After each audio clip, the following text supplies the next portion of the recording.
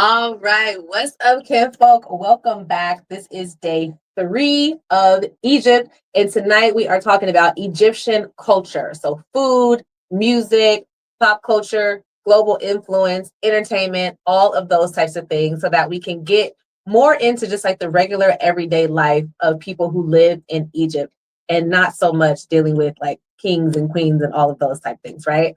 So, we want to start off. I feel like I just want to start off with like the food because the food was delish. Like, I'm not even joking with you. They have so many different spices and so many different like peppers, and they use pickled things like vinegar. There's all sorts of things. So let's get into this. I'm going to share my screen.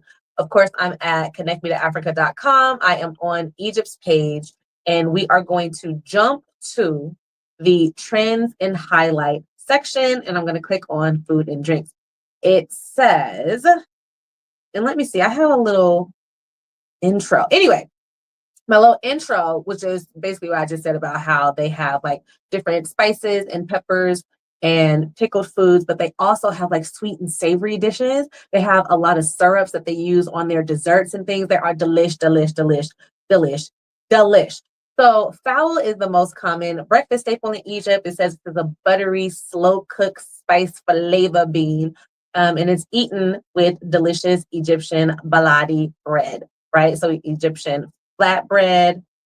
They have the tamaya, which is a vegan fritter. It says it is made of ground fava bean and mixed with aromatic herbs to make a delicious patty that is crunchy on the outside and airy and soft on the inside.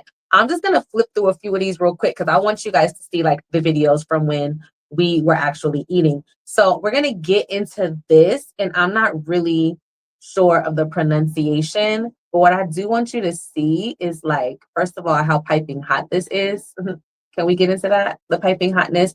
And then also like how it is being poured. So just have that in the back of your mind. So this is a soup. It is made of minced leaves from the Molokhia plant, and it is topped with fried garlic, coriander, and served over rice and with bread. We have again some desserts. Now, this dessert, things like this are very popular um, in West Asia. So, like, you have the sweetness because it has like different syrups and things, but also it has the do that. But also it has like a lot of nuts. So for me, a person who loves dessert, is not really like my type of swag because it is so nutty. And even though it's super sweet, the syrup is really sweet, but the actual pastry is not so much sweet. It's more of kind of just like a neutral flavor. And then you get all of the taste from like the nuts and the syrups and things like that.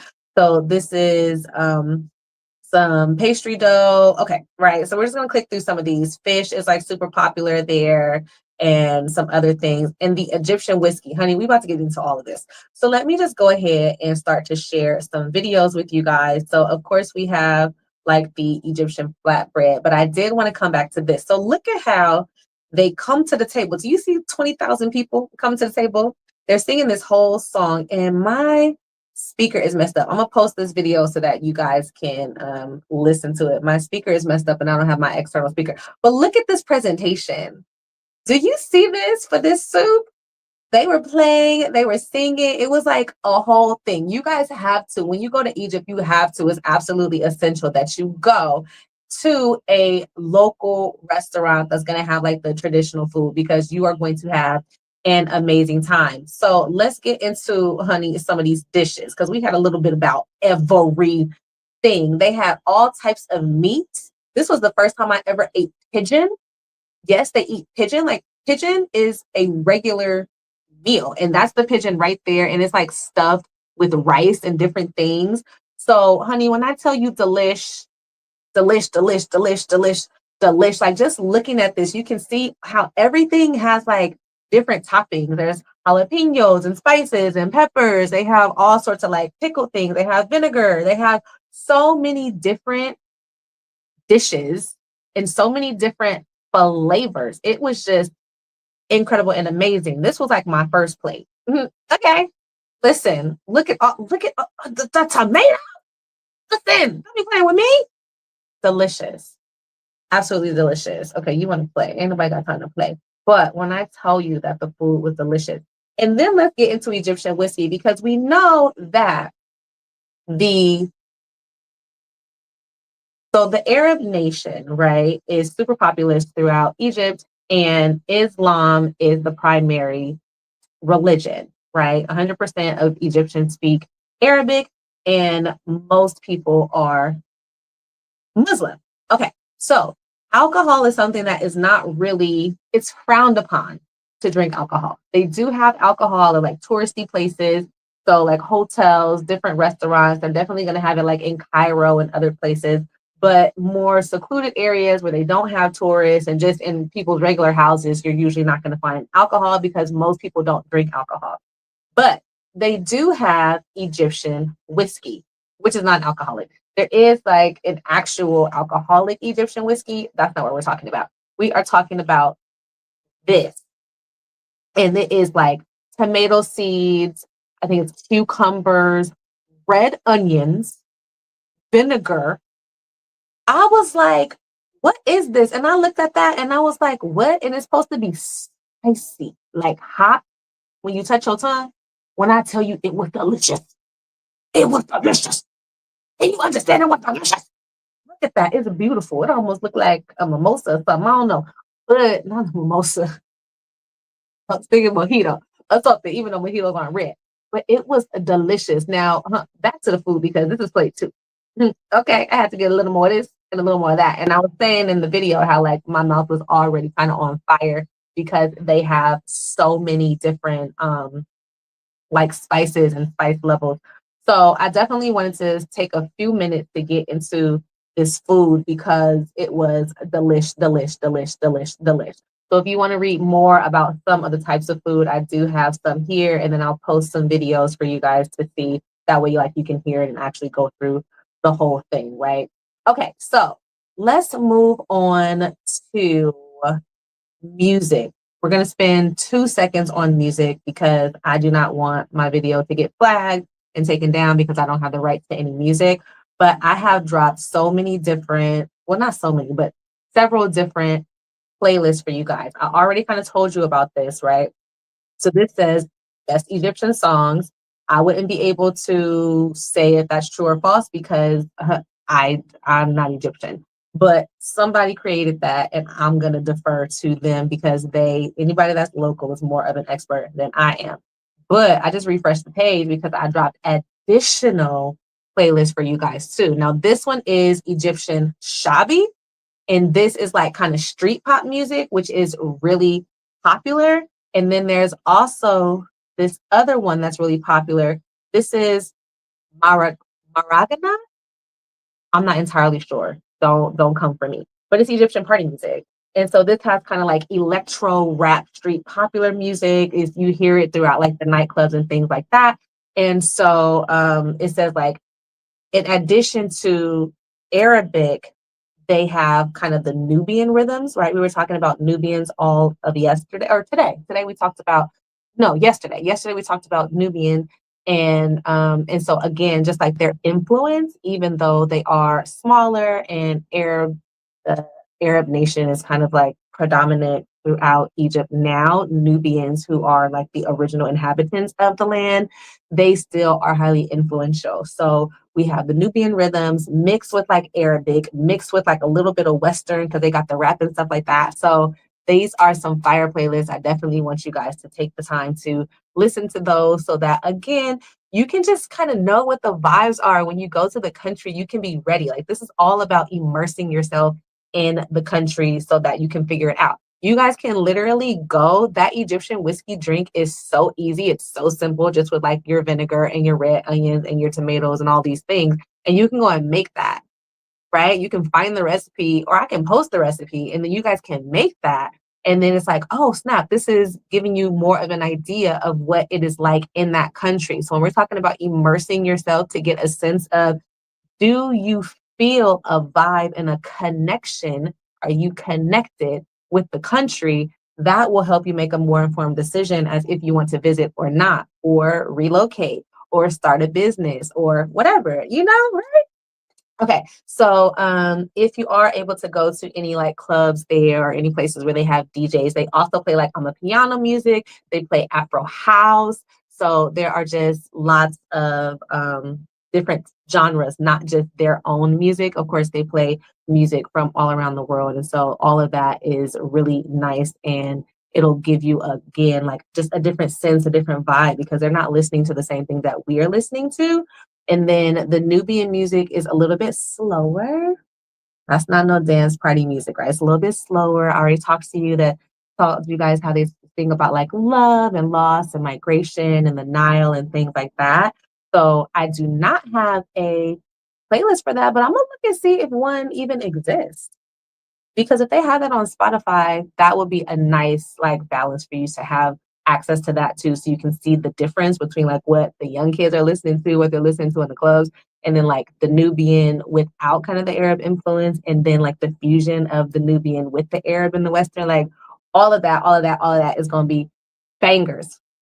All right, another 2 seconds we're gonna spend on movies. So these are a couple of the like bigger movies that they had: The Blue Elephant, Diamond Dust, and Bittersweet. These are some of kind of the more popular movies that I was able to find. And so Egypt's film industry, they usually make like 30 to 40 films a year. And then they have like tons and tons and tons of television series.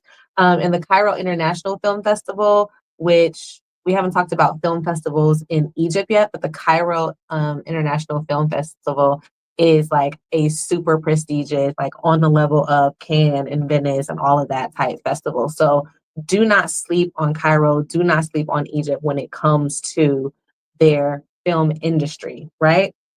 And then what also is really great, um, most of the films that were like screened or distributed were Egyptian films, right? So of all of the films in West Asia, aka the Middle East, like 75% of them were Egyptian.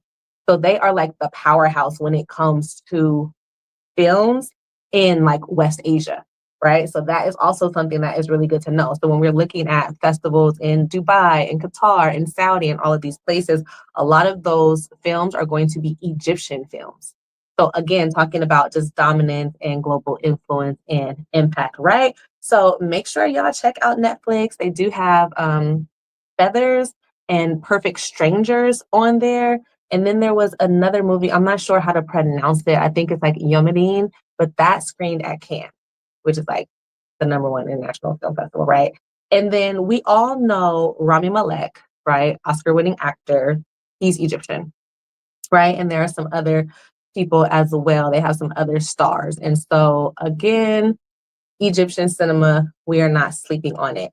So we're not going to really go into sports. They do have like 7-time African Cup of Nation winners. They do have some Olympic game titles, Special Olympic game titles, and things like that that are really great. You guys can definitely check that out as well. And for TikTok trends, I did put several people that you guys can go on. They have a lot of gamers, people who do satire and humor, tech, lifestyle. This first one, she does a lot of things about like lifestyle and cooking and parenting and things like that. So again, just going and getting a sense of like what do Egyptians look like? What do Egyptian like? What does Egyptian lifestyle kind of look like? All of that stuff is like really good for you guys to experience. And then lastly, I just want to go over some of the film festivals. So I know I talked about Abu Simbel yesterday with Nubians. So the Abu Simbel Sun Festival, that is when the sun, it happens twice a year, where it lines up perfectly to where it goes into the monuments and then like the statues are highlighted. That is in October and February. So that is a massive, massive, massive event, which is again why I'm not there in February, because they said it's going to be twice as many people as April. And I was like, no, no, thank you. I'm not even thinking about that. Coptic Christmas. So we know that it is primarily a Muslim country, but Coptic Christmas is a celebration of the birth of Jesus by Coptic Orthodox Christians, which falls on January 7th. Let me also say that baby Jesus was in Egypt, right? And there's this whole like cave or something where Mary and baby Jesus hid. we'll get into that. Maybe I'll talk about that like tomorrow because tomorrow is the last day. But going there and being in a place where Jesus was like, I wasn't even expecting that. Cause I'm thinking Jerusalem and all these things. I wasn't even thinking about that when I went to Egypt. And I was just so humbled and just so grateful and so like overwhelmed with emotion. And then all the people like liked my hair, so I kept being stopped to get pictures with random strangers and stuff like that. So I couldn't even really like sit in my feelings. And I was trying to go through it a second time, and then I couldn't because they was holding me up. But anyway, be prepared to be where baby Jesus was. Hello. And then they have the Luxor African Film Festival. They have the camel races. Obviously, the Sphinx Festival is a newer festival. It started in like the early 2000s. And what's really cool about this is that it celebrates like art and culture. And it's also about like community and just the unity and union between like the older traditional times and like modern day. And they have like some like spirituality type stuff going on. They talk about how they do local crafts and workshops and activities. And people sometimes like wear costumes and things like that. So those are things that you guys can all check out when you are there. Okay. So I feel like, whew, let me breathe because I just like sped through this really quickly. I'm trying to keep these videos to be like less than 20 minutes. So I definitely gave you guys a lot to look at and to think about. Tomorrow we're going to close up. So any last minute things that you have, any questions, anything that you guys want to see, make sure you hit me up. And I am going to start posting some videos of when we were in Egypt. I know I did not really do that for Ghana or South Africa. I've just been crazy busy, but I am at some points in the near future going to start posting these videos so that you can see some of my experiences. And it's not just me talking and it's not just photos. You kind of really get to feel the vibes, right? So thank y'all for tuning in with me. I appreciate it. And, you know, do not sleep on Egypt. It may not be the culture and the entertainment may not be something that is huge to us here in the States, but it is massively like influential globally. Okay. All right, you guys, I will see you later. Thank you so much and have an amazing rest of your night. Make sure you watch the Connect in the Morning tomorrow to get the live session topic for tomorrow.